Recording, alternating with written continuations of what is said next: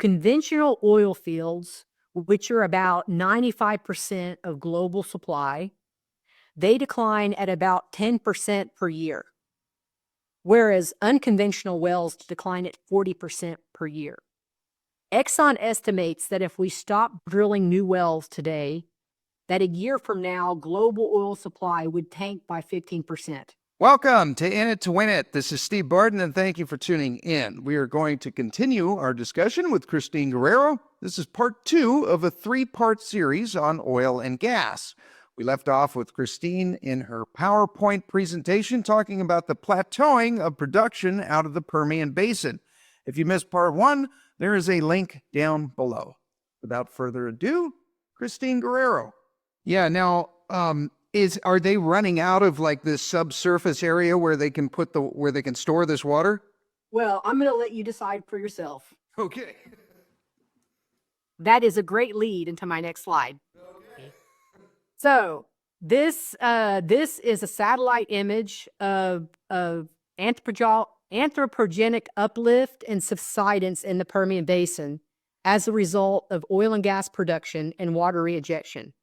In some areas, the land has sunk by as much as 11 or 12 inches, and in other areas, the area is uplifted by 5 or 6 inches. The magnitude of subsidence is linearly related to oil production. The patterns of uplift are complex and caused by pressurization of shallow strata that puts hundreds of thousands of old wells at risk. The pattern of faulting is densifying, which means that this uplift and subsidence is possibly creating more faults and fractures in the land in the Permian Basin. And it's accelerating because of the deformation. Multiple lines of evidence suggest directional pore pressure diffusion and uplift. Again, from all of this water being pulled out and then pushed into a formation that it wasn't in before. This raises concerns about earthquakes, drinking water contamination, and further regulatory action that restricts saltwater disposal within the basin. There's already been a number of wells that have been shut down. And this is just kind of a zoom in of that map, like a little heat map. It shows in this area of the Delaware Basin, and up here it's kind of like zoomed in. I think this was from a Wall Street Journal article, actually. I'm pretty sure that's where it came from. Oh, but it's from Sky Geo, but I think it was published by the Wall Street Journal. But it shows an area that in New Mexico where it's sunk down 11 inches, and just right across the border in Texas, it's uplifted by 5 inches. I mean, this type of surface deformation from man-made causes should not be happening. Yeah, can you go back to the previous slide? So the red areas here is that's where the land is basically sinking, and the blue is where it's rising. Is that right? Correct. So, and you can see it's the entire Permian Basin. I mean, Yeah. it's very bad in localized areas, but it's occurring everywhere. Yeah. Huh. Okay. And is that dark red? Is that 20 inches, or is that how much is that? That's actually millimeters on this map. Oh, okay. Okay. So, but I think the maximum it's more like 11 to 12 so far.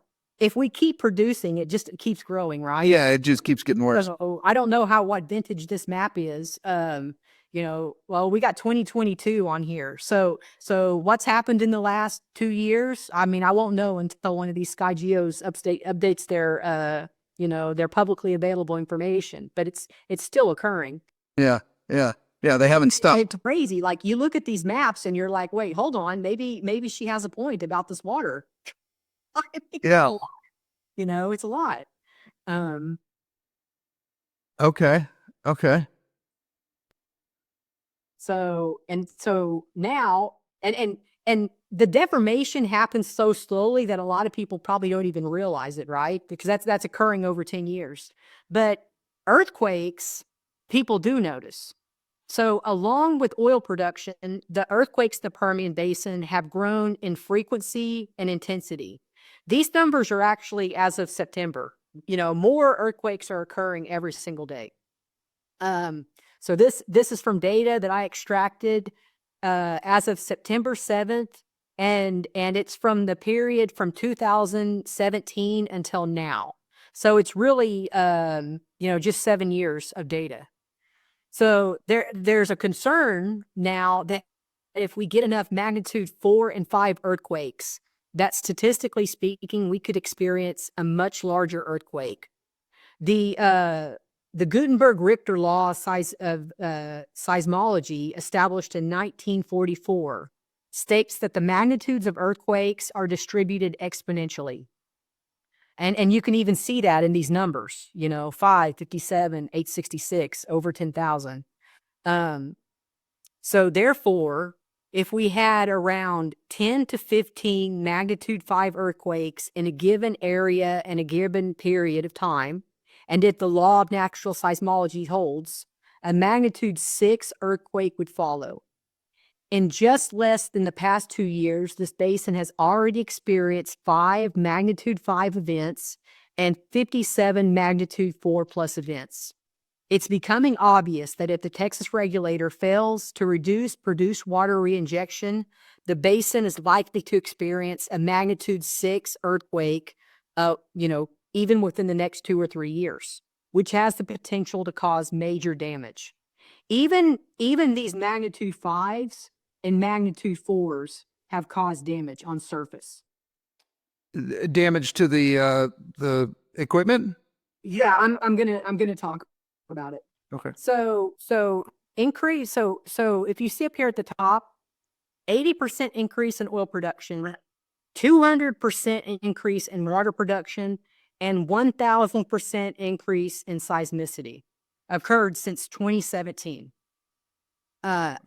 Notice that the frequency axis of the chart is logarithmic scale to best display the exponential distribution and the magnitude of earthquakes. And again, this data is from September. If you added in a few more months of seismicity, you'd see, this chart's probably been flat for the last 3 years. So since 2017, earthquakes of magnitude 2 to 2.9 have grown 8 times. Earthquakes of magnitude 3 to 3.9 have grown by 10 times. Earthquakes of 4 to 4.9 grown by 10 times. And like I said, there's been at least 5 magnitude 5 or greater earthquakes in the past 2 years. Wow. Never had a magnitude 5 earthquake ever been recorded in West Texas before 2022. This is all from shale. It's all from the water coming from the shale. This year's series of earthquakes have also been different in that the combination of many small earthquakes over time and the recent activity has caused and reported damage and even a disaster declaration to be declared in a small rural county in West Texas. So in 1 week, they had 100 small earthquakes all within 1 week that led up to a 4.9 magnitude event. And then the local judge issued a disaster declaration stating that damage had been found throughout the county in businesses and in residences. And then just a few months later, on September 16th, another magnitude 5.1 hit Odessa. So September 16th was the last magnitude 5 that we have experienced. But, at these production levels, I would expect that we're going to continue to see them in the year ahead. I'm talking so much, my throat's drying out. So I've been raising the alarm on these earthquakes because, I feel like the industry should be under much more pressure than they have been. I mean, they are actively working to try to reduce the pressure. They're currently reducing the amount of volume that they're pushing into any one well, and they've shut down wells in the hot spots where the worst earthquakes were, and they're basically pushing the water into other areas of the basin. But all you do is fill up one area and then fill up another, and then go try to find another area to fill up. I mean, eventually it's all full, right? Like, I mean, it's a shell game until you run out of shells. So, and another thing I kind of want to talk about is the beneficial reuse. So I mentioned before about it being very salty. The produced water in the Permian Basin ranges between 100,000 and 200,000 total dissolved solids, way saltier than salt water. If we assume that the 21 million barrels of water produced each day had an average of only 130,000 total dissolved solids, so on the low side of the current range, and if it was cleaned for beneficial reuse, every single day they would generate 582,000 tons of solids. That would fill up 5,700 rail cars of solids every single day, and you could fill up the Dallas Cowboys Stadium every 12.4 days. Wow. So there's a lot of talk from companies about water cleaning and beneficial reuse, and how they plan to sell some of these solids. But when you think about the solids, if they started cleaning the water to where agriculture or anyone else could use it, the water from the Permian Basin, you might actually even crash the market for some of these solids because you would be generating so much of it. And I don't think anyone wants a mountain of salt in their backyard. Again, it's like what to do with it. I mean, now hypothetically, you could build, a very large pipeline from the Permian Basin. You could pre-treat the water, and then where it's just salt water, and then potentially run it out to the Gulf of Mexico. And I'm kind of watching to see whether or not that concept comes to fruition over the next couple of years, because that would be one way to solve this water issue. But you still got to pay for that pipeline, and whoever builds it probably isn't going to build it for everyone who wants to put their water in it. So They're not going to do it out of the goodness of their heart for basically, they're not going to overbuild. They're like it'll be built for what they think is a sustainable line that continues to to be full and make money from. So it's like I said, this is the last couple years. I was more focused on like what the acreage runway was in the Permian Basin, in terms of like when it was going to plateau. But then when I realized how much water they were producing, like my focus really came on this water, because I feel like this is going to be the major choke point, the major bottleneck. It's got the potential to really hurt break-even prices for a number of the smaller operators. And this is something that Wall Street doesn't have priced in whatsoever to their forward outlook for the Permian Basin. So interesting. I'd say I was first. Okay. Heard it first on In It to Win It. Yeah. And as I've said, that's so I basically call this the Permian watershed moment, because the Permian Basin is so important to the world.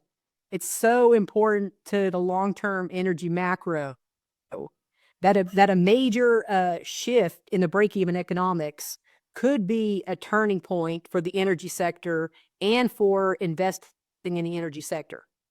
But most people will only recognize it in hindsight. Yeah, after it happens. Yeah.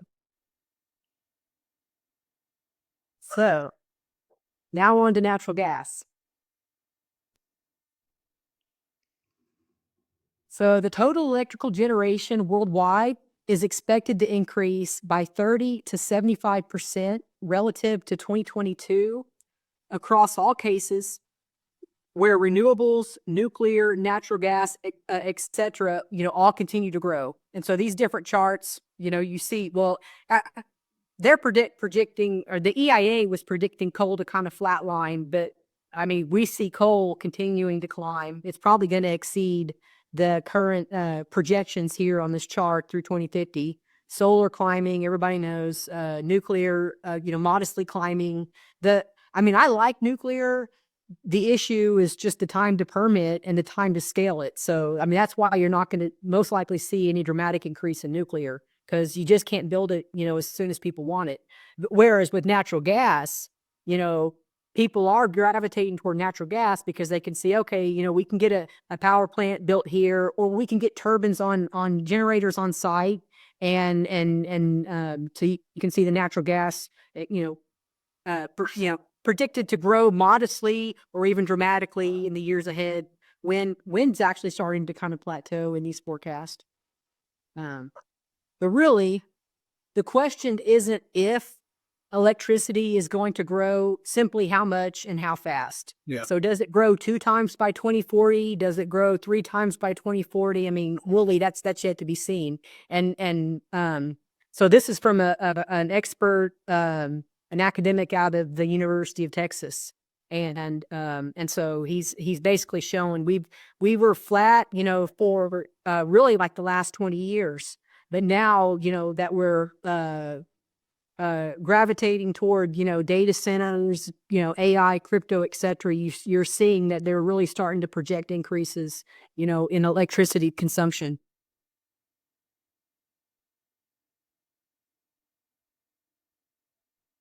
Okay, and like just like what I said, the era of flat power demand is over.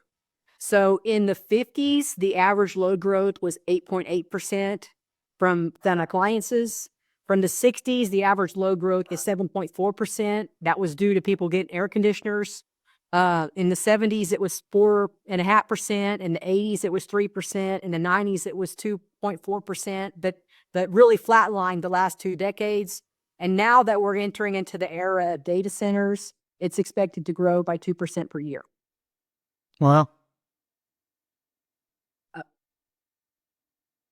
When you think about the data center macro outlook, 304 new data centers are expected in the United States by 2030.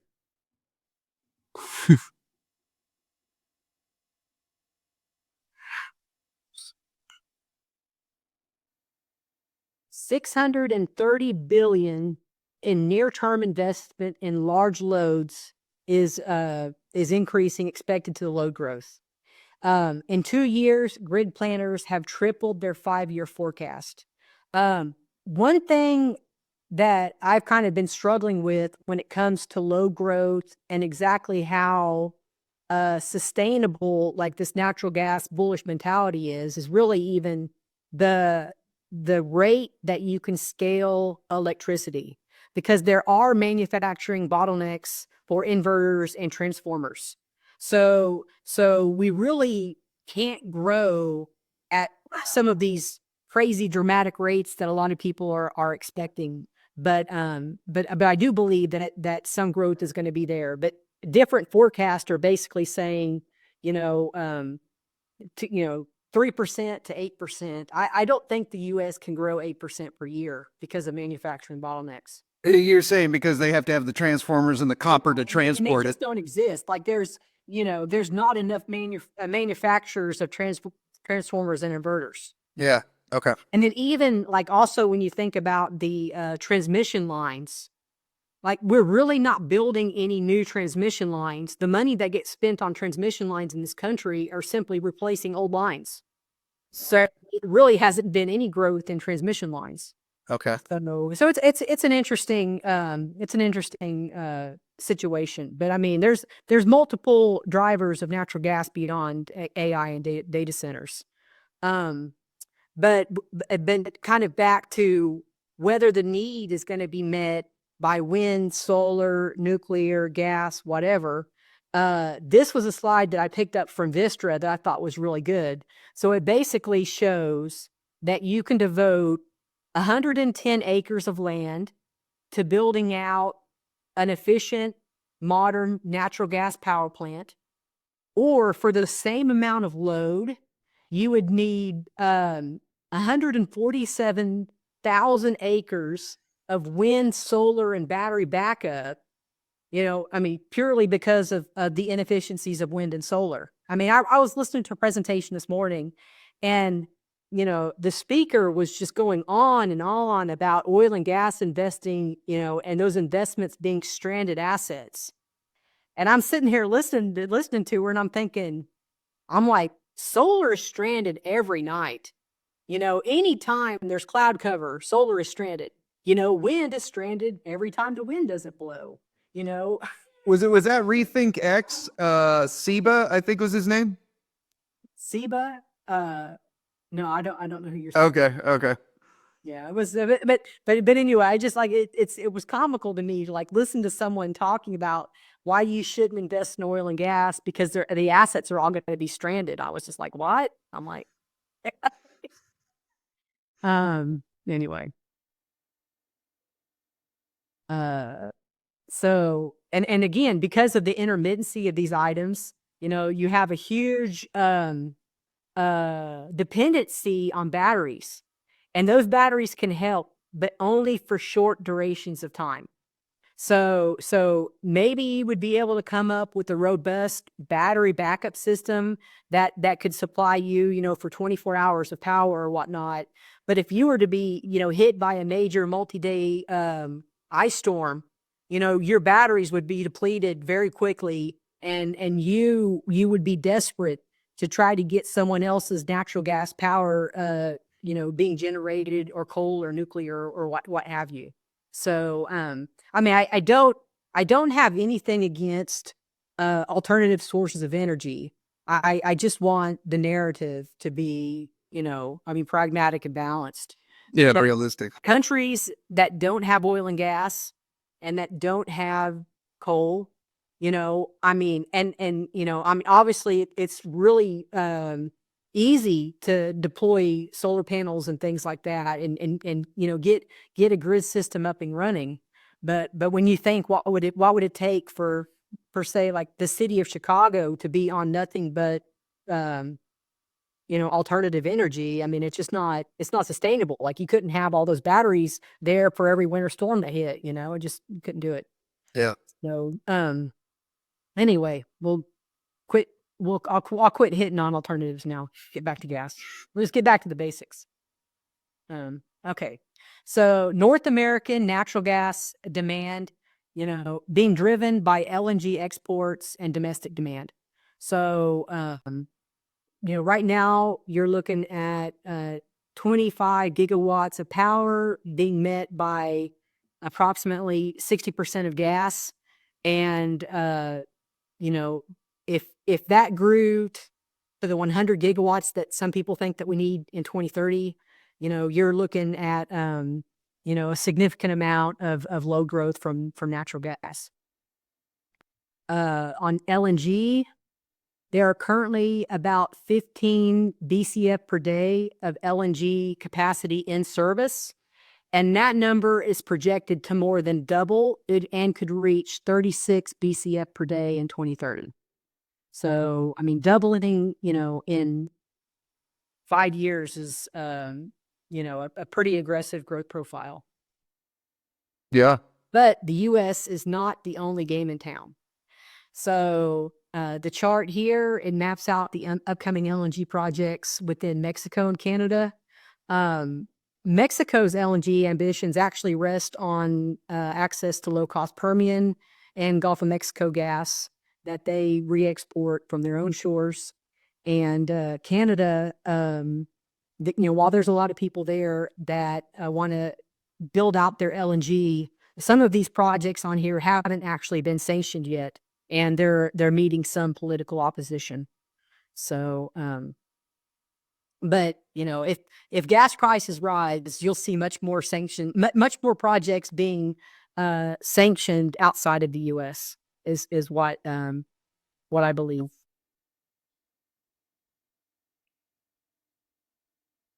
So diverse natural gas supplies underpin new LNG exports. North America and the Middle East, they currently are significantly increasing their export capacity to meet the world's growing needs, and that would further, you'd see Africa growing East Asia growing. I mean, if the prices support it, these assets in other nations will be activated.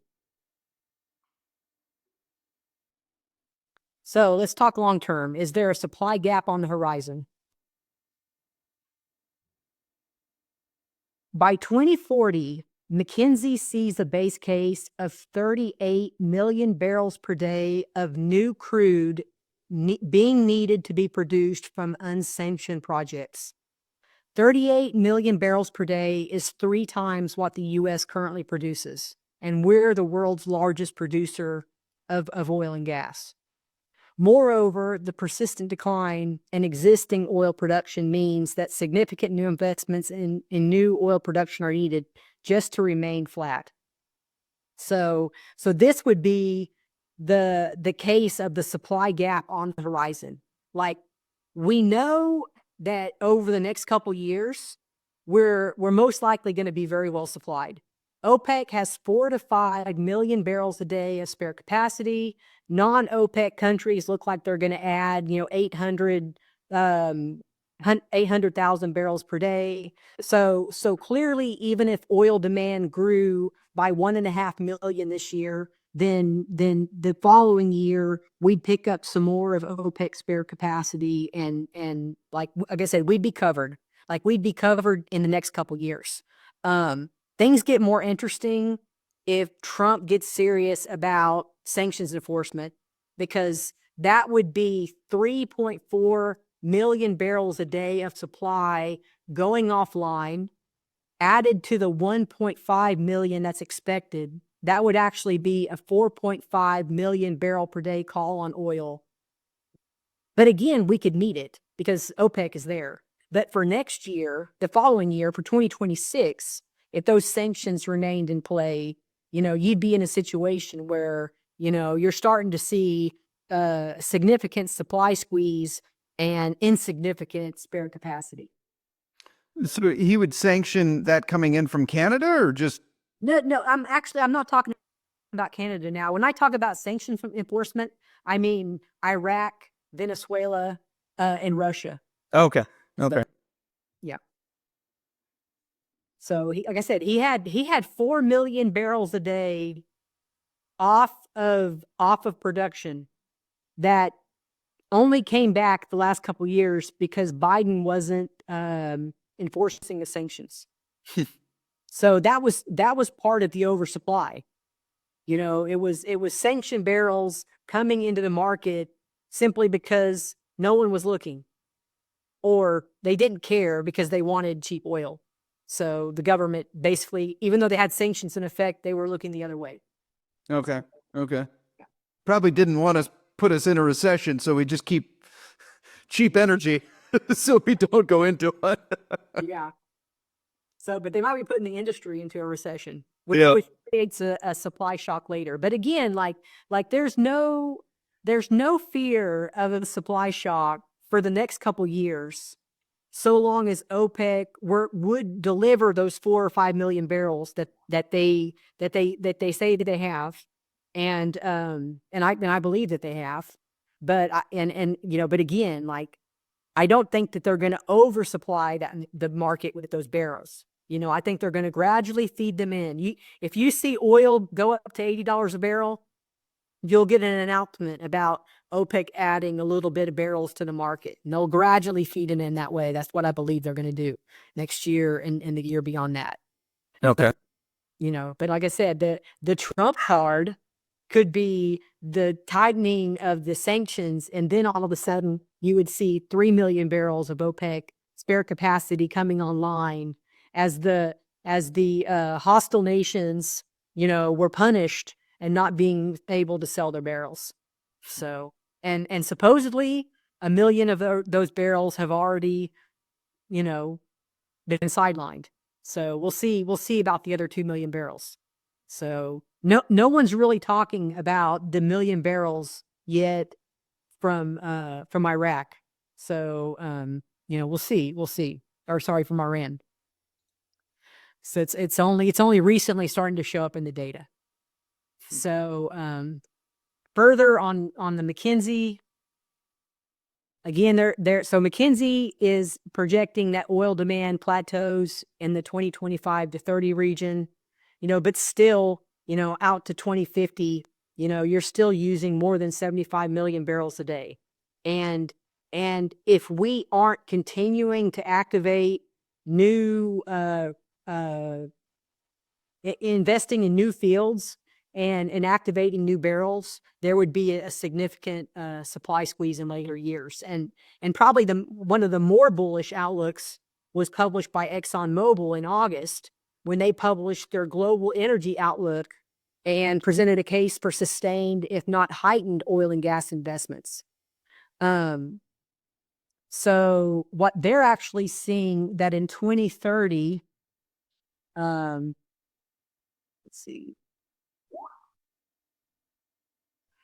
they're seeing like a 30 million barrel per day supply gap if no new resources and new projects were announced. So, I mean, I will say that this is like a perma-bull case here, calling for, a 30 million barrel per day supply gap in just 5 years' time. But the report does exist. It's on OPEC's website, or not OPEC, on Exxon's website, and they're seeing a huge supply gap without further announcements of existing more projects beyond the existing. So this is what Rick Roll is talking about when he's saying that they're underinvesting in exploration by $1 billion a day or something ridiculous. It is basically they're not looking for new oil, and that's that gap that you're talking about on the screen. I mean, they are, but not to the degree that needs to be in order to find enough. Okay. So again, Shale created this complacency, and there's still a narrative of complacency around further growth from Shale. If I'm right about the water situation, here within the next few years, you could see, issues with oil supply. As soon as OPEC's barrels are back in the market, it could be game on for oil spikes, especially if Shale starts to underperform. So, because, there just hasn't been enough new fields being found. And even if you find a giant elephant field, it normally takes 5 to 7 years to fully appraise that field, and then to order the development facilities be built and brought to location. So, because new fields are primarily offshore. So, although there is further development happening, in shale, so there could be shale resources outside of the U.S., just like in Argentina, that gets built out. But the problem with those shale fields is none of them are as big as the Permian. So, I mean, Argentina has been a great success story, but it's really only as big as the Eagle Ford in Texas. So, I mean, it's never going to deliver, 5 million barrels a day like shale is from the Permian Basin. You would need like 5 Argentinas to make up for 1 Permian Basin. Huh.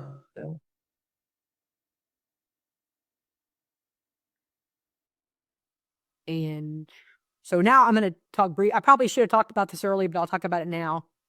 And it's about the decline rate. So the decline rates from oil and gas assets, they matter now more than ever. The annual decline of existing supply is higher now than it ever has been due to the increasing mix of unconventional resources, such as U.S. tight oil, which decline faster than conventional oil and natural gas resources. So conventional oil fields, which are about 95% of global supply, they decline at about 10% per year, whereas unconventional wells decline at 40% per year. Exxon estimates that if we stop drilling new wells today, that a year from now, global oil supply would tank by 15%. Wow. So I mean, yes, you have to, keep going. You have to keep drilling, keep adding new wells. Yeah.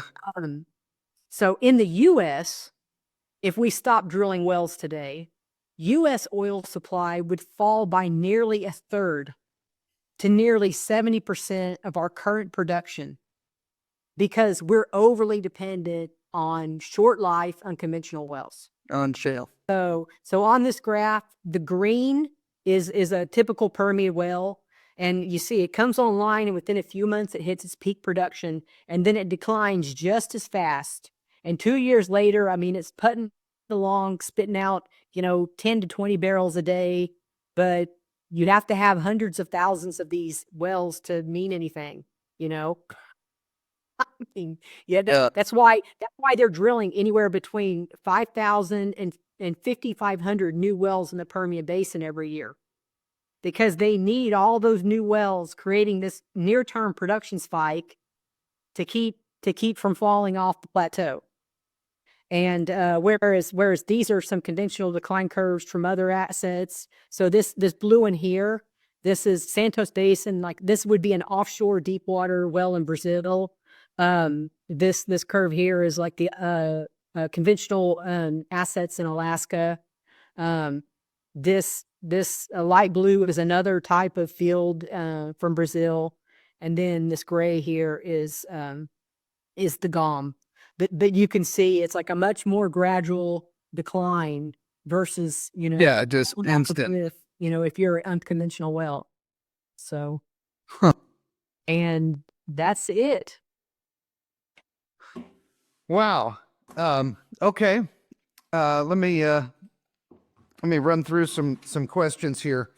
Okay, so basically, let me go over the beginning here. Awesome presentation. Thank you very much, Christine. That was incredible. I'm an overachiever, except when it comes to learning which screen to put my presentation on. Well, you more than make up for it in your knowledge of oil and gas.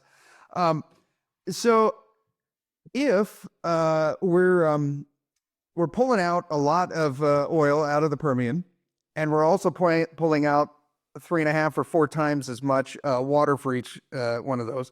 You have to put the water back in somewhere or do something with it, right? To the tune of 21 million barrels a day, right? Where now they're injecting it back down into the ground, and it's rising the ground, or it's cavitating the ground down below to the tune of 6 to 12 inches or something in spots. Are there, when I go on Google Maps and I look at the Permian Basin, at least from Google Earth, it just looks like it's just a giant desert with a bunch of rocks. There's towns around there and cities around there that are being affected by these earthquakes, or? Well, so Midland and Odessa are the 2 largest towns out there. And those are oil field towns. Almost everybody in the city, their revenue is from the oil industry or persons for supporting the oil industry. Some of the smaller towns nearby, Pecos, Monahans, Imperial, Toya, these are really small towns. So you're not going to know these names because you got really small populations and like that's kind of why a lot of this seismicity hasn't been reported on. No one's out there complaining. Or the people who are complaining, there's so few of them that it doesn't get noticed. Okay. I'm going to share my screen here so that we can kind of get an idea of what it looks like from Google Earth. Okay, so right around here is kind of the center-ish of the Permian Basin. Got Odessa. Is that around where it's at? It's really like if you think from Midland, like Kahoma and Big Spring, like probably somewhere between Kahoma and Big Spring, Colorado City. Like if you extrapolated a line from there, so here's Toya down at the bottom of your screen. This area is hundreds of miles across. Really, the Permian Basin, when you think about it in terms of the land content, like it's as large as Florida. So, I've actually never looked to see exactly where the spine laid on the map. But yeah, it might be somewhere around Midland. Okay, and these earthquakes are Geology maps, because the maps I'm used to looking at, they don't have the towns on there. But yeah, I mean, all these towns really are all within the Permian Basin. okay, and most of these earthquakes that are being reported, are they kind of in the center here around Midland and Odessa, or? So Mentone, Wink, there's been a lot near Stanton. Okay. Like the city Jol on your map, that's probably near the big sinkhole area. Okay. On the New Mexico side. I mean, you know, if, again, and I can pull the slide up again if you want to go. Let me go back to the larger. Let me see if I remember what slide number that was. It was. It's around the 40s, early 40s, 43. Like, Slides. I only had 70 slides. That's all. 47. 47. yeah, I guess what I'm saying is are they running out of space to put this water? I what's the They'll be pushing the water more toward the edges. Okay. So the Delaware Basin, especially, I mean, that thing is lit up like a heat map. So they're going to have to push it out to the edges of the Permian Basin, you know, and look for places. I mean, I'm not saying that they're completely out of runway, but the fact that you're having to shut in wells to relocate the water being stored elsewhere, I mean, it shows there's an issue. And the fact that the entire area is slowly deforming shows that there's issues in there. So Yeah, I guess what I'm getting at though is there going to be an overwhelming public response that, you know, we're destroying our towns from earthquakes because you're drilling for oil, go look somewhere else, or is water going to be coming up out of cracks in the earth, and they're like, okay, we have to stop now because we can't keep doing this. There's just nowhere else to put it. What's the catalyst or the trigger point, or I don't know, what do you see as like, okay, we've ran out of oil, like what's the now the catalyst will be continued magnitude 4 and magnified earthquakes, and it will be continued old wells blowing out. So over the last couple years, we've seen wells violently blow out because wastewater was injected near them, and near might be a few miles away, or the water was actually coming from 14 miles away. There were 9 injector wells 14 miles away. The water traveled along a fault to an old well, and it blew out. And that well, I think it took 30 or 45 days before they finally could control the water that was blowing hundreds of feet up in the air. Oh, okay, that's good. I mean, well, that's not good, but I mean, it's good for an investor that we can make. Well, it's like even this summer, like there was one near Toya, Texas that blew out, and that water had H2S gas in it, which could kill you. It's harmful, and people in the town nearby could smell the H2S.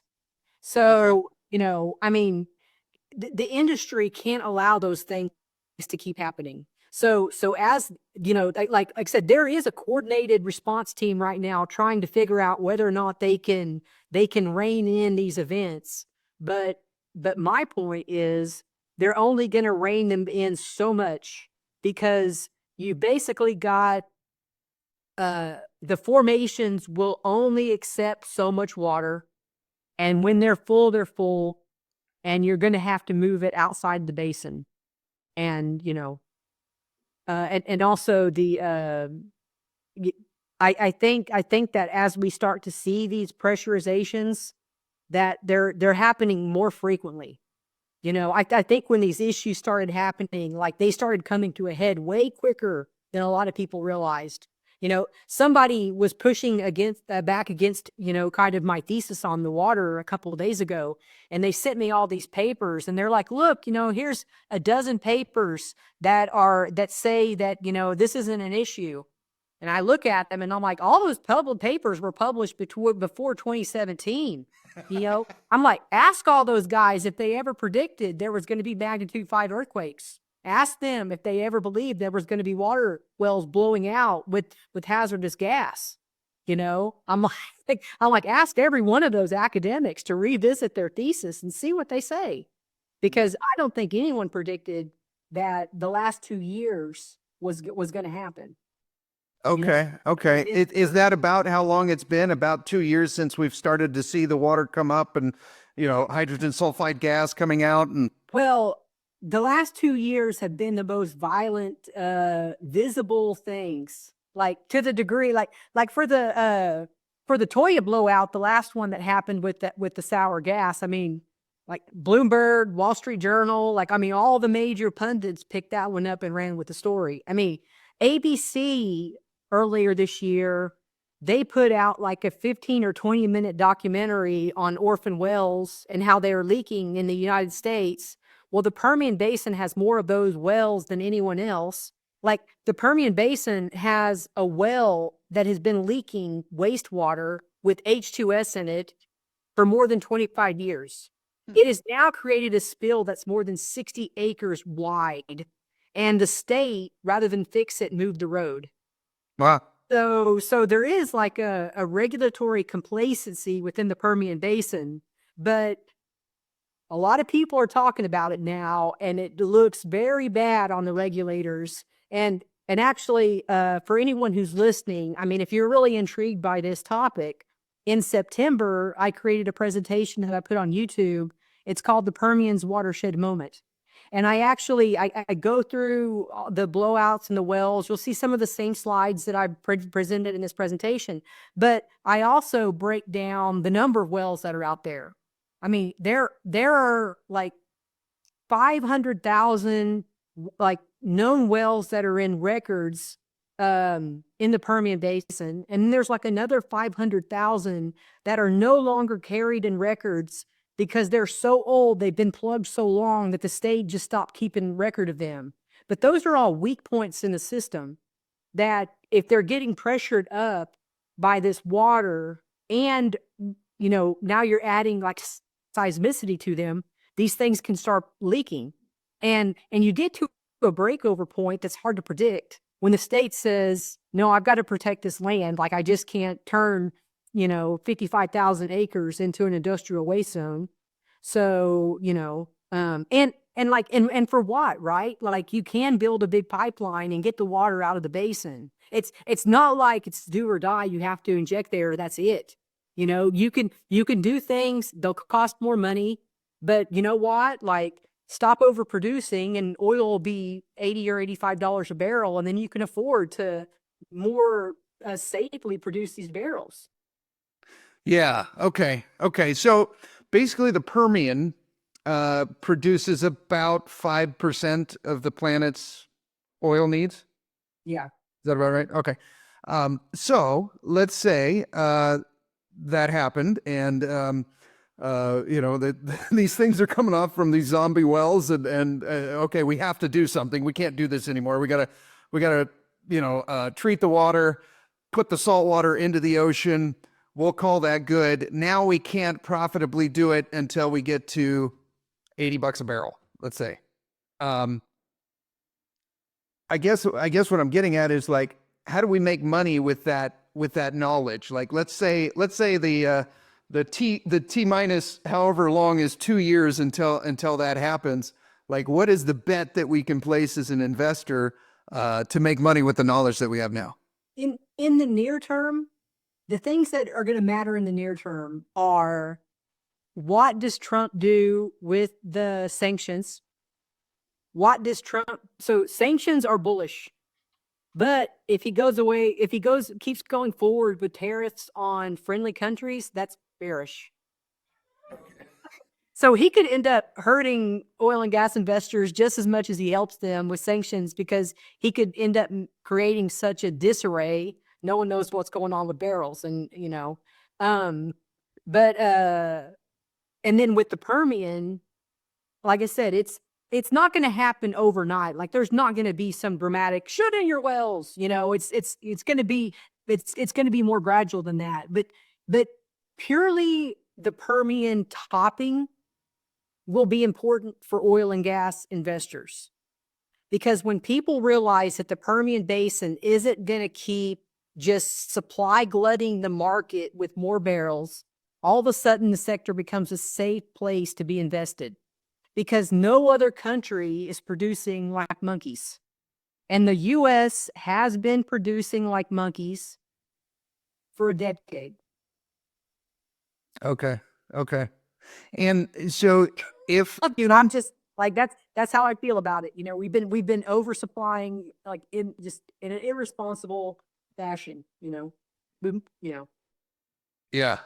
Okay, so if he sanctions, we'll call them unfriendly countries, like if he sanctions Russia and Iran and, I don't know, fill in the blank, how is that bullish for investors?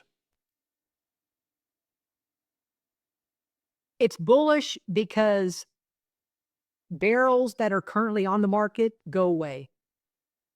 And then OPEC spare capacity will replace those barrels.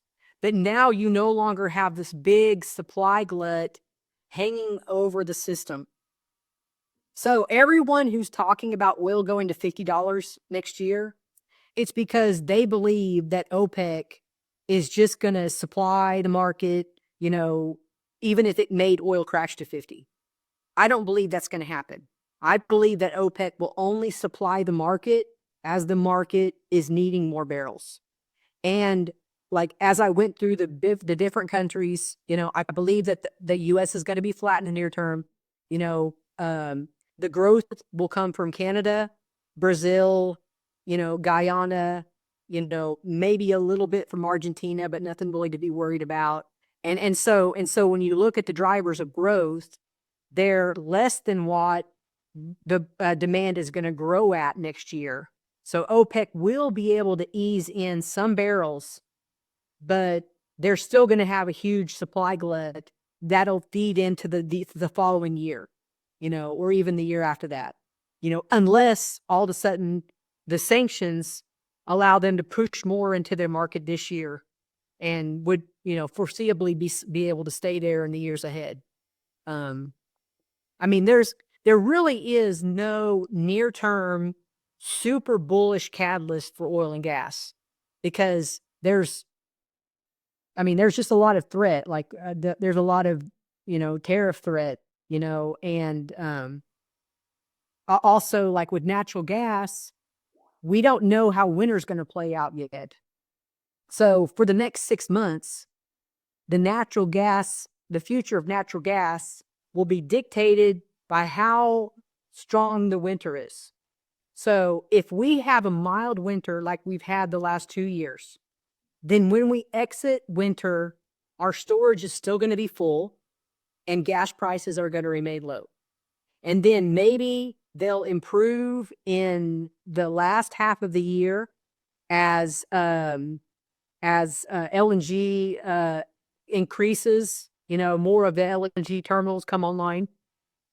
But winter's not over yet. I don't even think it's halfway done, right? So if we do have like a really strong, winter, or even a normal winter for the rest of the season, then natural gas inventories would be low, and natural gas prices would be strong next year relative to what they were this year. So, but yeah, if you're invested in oil, you are invested in continued discipline out of OPEC countries. Because if it weren't for their discipline, oil would be much lower. Then it really would be $50 a barrel. Okay. All right, let's see if we can get you still good to go? Yeah. Okay. All right, let's get into some questions here. We got okay, Nico wants to know about the best way to get exposure to natural gas as a commodity. He used to I kind of went through this game myself a while ago. Is there an ETF that's like directly related to, the price of Henry Hub? And I couldn't find one. Do you know of any? Um, I think that there is. I know the 3 times levered is the boil. Um, so, but I don't remember the name of the one that is. That's just the 1-for-1. But yeah, I mean, you can buy the futures if you just want to play the commodity. But you're playing the weather. Yeah. You're basically making yourself a weatherman. Exactly. You're betting that the weather is going to be normalized this year instead of being like it was the last 2 years. Yeah. Because the last 2 years have been mild winters, and we have not been in good shape with natural gas. So maybe UNG. You might check that ticker. That might be natural gas. UNG. Yeah, it is. It is. I've superimposed the two though, and sometimes one goes up and the other one doesn't, and it just I haven't been able to find one. The contracts that feed into the how they make that up, but yeah, I mean, I think UNG should be the typical the typical that if you're a masochist, you can play boil. All right. It's natural gas is called the widowmaker. Yes. Like if you're going to invest in that, you just better be near your screen. You just never know. Yeah, don't go on vacation while you got Exactly. going. That's not a Ron Popeil stock. You got it. That's unless all of a sudden the world's predicting a 100-year storm, then you're good. Then you can set it and forget it. Okay, the North American natural gas arbitrage. That's what I've got this labeled as here. So basically, Igal and Teskin are pretty much asking about. Basically, what we have right now in North America is we have cheap natural gas in America and Canada. Europe and Asia, as I see it, are willing to pay about double what we're willing to pay for it here. What do you see as they have to pay double because of transportation cost. So the U.S. if the U.S. is Henry Hub prices, if you're buying natural gas for $3 or $3.50 at the Gulf Coast, you need to pay another $5 or $6 to get that delivered to you in Asia. So you have the liquefaction fees to turn it into LNG, and then the shipping charges to get it over to you. It's like $1 less than that, for going to Europe because you're not shipping as far. But there's always going to be a premium on buying LNG because you're paying for liquefaction and you're paying for a transport via ship. So if you can get natural gas from a pipeline, that's always going to be the preferred route. That's always going to be the cheapest. But, a lot of people are stranded. If you're on an island, you most likely don't have a pipeline coming to you. If the pipeline has to go over mountains, it takes years to build, yada, yada, yada. I mean, the last major pipeline built was actually from Russia to China. They completed it in record time and turned it on. Now, I don't know how many people died in the process of building that pipeline out in record time, but things like that can get done in China, So everywhere else is going to take way more time, like the permitting, especially in Europe. Europe and in U.S., they face like similar issues. You're densely populated. There's infrastructure already there. It's almost impossible to get anything built. In less developed countries, it's a lot easier, because the government, the population density isn't there, and the government will grease the wheels to get something done. But they may not have the money to get it done. So You know? Yeah, I guess what I'm getting at, though, is like since we blew up the Nord Stream pipeline, they don't have access to that cheap Russian natural gas anymore. Like, is there a lot of They permits are that are? still importing Russian LNG, and it's probably cheaper than U.S. LNG. But I mean, the Nord Stream pipeline could be repaired. You know, like there's like I recently saw something where someone was actually trying to buy that pipeline because they want to repair it, and because they figure that at some point in time, Russia will be somewhat friendly again, and they could reactivate it again. I mean, I believe that in the next couple of years, we will see Nord Stream pipeline like supplying gas again. You know, it could be fixed. There's nothing there that can't be fixed. So Okay, okay. if there wasn't a war going on, it would have already been fixed. I bet if the Russia-Ukraine war were to end, you'd probably see that pipeline fixed in a year. Okay, okay, okay. And now, so is there a lot of permitting that is holding up us from exporting to Europe and Asia right now? Do you see any hangups there, right? We have 15 or 20 billion billion cubic feet of LNG being built out right now. So but it takes time to build. You know, it takes years to build these terminals. So we have a whole queue, and that was in the slide deck. Another resource for looking at that slide is Antero, which is a natural gas company. They always put that slide in their quarterly presentation where they list out all the different LNG terminals when they're coming online. And you can see just tick by tick by tick, you know, how big the terminal is and when it's coming online. So, but another thing to think about is, anybody kind of in the LNG space, all you have to do is look at all the fits and starts that Freeport has had. I mean, LNG is relatively new, and there are lots of fits and starts and downtimes with the systems while they're working out all the kinks. So even though we have this, prolific double your exports outlook, coming in the years ahead, that could end up being stretched out, by a few years for any type of schedule delay that happened with these the LNG. I mean, I think Exxon was in a situation like that. Like their contractor went bankrupt because in the current price environment, they weren't able to meet their requirements for the same price that they did the project. And then they ended up going bankrupt. So like that's one LNG facility that you'll probably end up seeing like slipping back in time a little bit while they were working out those issues or finding a new supplier. So Okay. This concludes part 2 of 3-part series. Next episode, we'll ask Christine the questions that you submitted and pick her brain on the oil and gas companies you want to know about. Make sure you subscribe, hit the little bell notification icon so that you'll know when part 3 comes out. And thank you for tuning in. Be sure to support the show and share this with anyone that you think needs to hear it. It's probably your buddy that can't stop talking about tech stocks. You have yourself a great rest of the day, and we will see you in part 3.